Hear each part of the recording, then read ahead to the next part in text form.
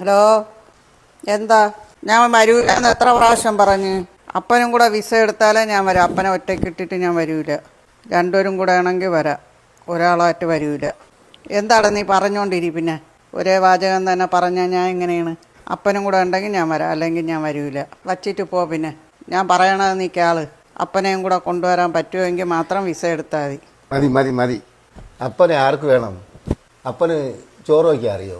കൂട്ടാൻ വയ്ക്കാൻ അറിയോ? മക്കളെ തുണി കഴുകാൻ അറിയോ? മക്കളെ ചന്തി കഴുകി കൊടുക്കാൻ അറിയോ? അപ്പനെ ആർക്കും വേണ്ടടി. ഇത് അമ്മയോടുള്ള സ്നേഹം കൊണ്ട് കൊണ്ടുപോകണതല്ല അമേരിക്കയ്ക്ക്. അവന് വീട്ടുവേലയ്ക്ക് ആളെ വേണം. അമേരിക്കയിലേക്ക് എന്ന് പറഞ്ഞാൽ കുട്ടികളെ നോക്കണേ മണിക്കൂർ കണക്കിന് 4, 5, 8, 10 ഡോട്ട് കൊടുക്കണം. അമ്മേനെ അങ്ങ് കിട്ടിക്കഴിഞ്ഞാൽ വേലക്കാരിയായിട്ട് അവിടെയായിട്ട് ജോലികൾ ചെയ്യിപ്പിക്കാം. അപ്പനെ ഏത് പട്ടിക്ക് വേണം? അവരെ കാര്യങ്ങൾ കഴിഞ്ഞില്ലേ? ജീവിതകാലം മുഴുവൻ കിടന്ന് കഷ്ടപ്പെട്ട് അവരെ വളർത്തിയെടുത്ത് അവർ ഓരോ പൊസിഷനിലെത്തിക്കുമ്പോൾ അപ്പനെ അമ്മേനെ ഒറ്റപ്പെടുത്താനാണ് അവർ ശ്രമിക്കുന്നത്. അകറ്റിക്കൊണ്ടുപോയി. എത്ര മനസ്സാക്ഷിയെന്ന് നോക്കണം. വയസ്സുകാലത്തെങ്കിലും അവരൊരുമിച്ച് ജീവിക്കട്ടെ എന്ന് ചിന്തിക്കുകയല്ല. എത്ര വീടുകളിലാണ് ഓരോരോ വൃദ്ധന്മാരും ഒറ്റയ്ക്ക് കിടക്കുന്നത്. അമ്മമാരെയും കൊണ്ടുപോകും. അവരെ പറയുന്നത് എന്താ? അമ്മയുടെ സ്നേഹം കൊണ്ടുപോകണം. ഓരോരുത്തരും സ്നേഹമല്ല, വെറും അടുക്കളപ്പണിക്ക് വേണ്ടി മാത്രം അമ്മയെ ഉപയോഗിക്കാനാണ്. സ്നേഹമുള്ള മക്കൾ അച്ഛനെയും അമ്മയും കൂടെ കൊണ്ടുപോകും. അല്ല, അമ്മയെ ഒറ്റയ്ക്ക് കൊണ്ടുപോകില്ല, അച്ഛനെ ഒറ്റയ്ക്കിട്ട്. അച്ഛനെ വൃദ്ധസ്ഥാനത്തിൽ കൊണ്ടിടുക, അല്ലെങ്കിൽ വല്ല നേഴ്സന്മാരെയും വെച്ച് നോക്കുക. ആർക്കും സ്നേഹമല്ല. അത്രയും മനസ്സിലാക്കിയാൽ മതി. നിനക്ക് എന്നെ വിട്ടുപോകാൻ പറ്റാത്തത് നിന്റെ വലിയ മനസ്സ്. അത്രേ എനിക്ക് പറയാനുള്ളൂ.